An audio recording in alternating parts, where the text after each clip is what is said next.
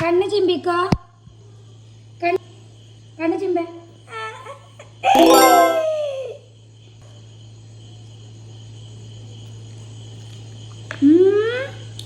Super super, നല്ല രസമുണ്ട് കേട്ടോ. ഇങ്ങനെ ഒന്ന് ട്രൈ ചെയ്ത് നോക്കൊണ്ടു. ഇഷ്ടപ്പെട്ടാ? ചിരിച്ചെടുത്താ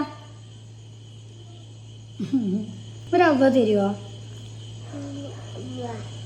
ഐസ് നിങ്ങൾക്ക് റെസിപ്പി പറഞ്ഞുതരാഞ്ഞിട്ടേ ഒന്ന് നോക്കി പഠിപ്പിച്ചാണ്. എന്നാൽ ഞാൻ വേണ്ട പറഞ്ഞുതരാം. ഉരുളക്കിഴങ്ങ് എടുക്കുക, തൊലി കളയുക, കട്ട് ചെയ്യുക, ചൂടുവെള്ളത്തിൽ കണ്ടിട്ട് കൊടുക്കട്ടോ.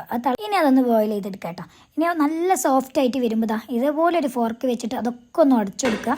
ഇനി അതിലേക്ക് കോൺഫ്ലവർ, ഗരം മസാല, കുരുമുളക് പൊടി, ആവശ്യത്തിനുള്ള ഉപ്പും. ഇനി ഇതെല്ലാം ഒന്ന് കുഴച്ചെടുക്കുക. ആദ്യം ഒന്ന് കുറച്ച് പരിഷ്കാരി ആയിക്കോട്ടെ വെച്ചിട്ട് ഫോർക്കൊക്കെ വെച്ച് ലാസ്റ്റ് പിന്നെ കൈ കൊണ്ട് തന്നെ കുഴച്ചെടുത്തിട്ടോ. അപ്പോൾ ഇതുപോലെ ഒരു ബോളാക്കി കിട്ടിയിട്ടുണ്ട് കേട്ടോ.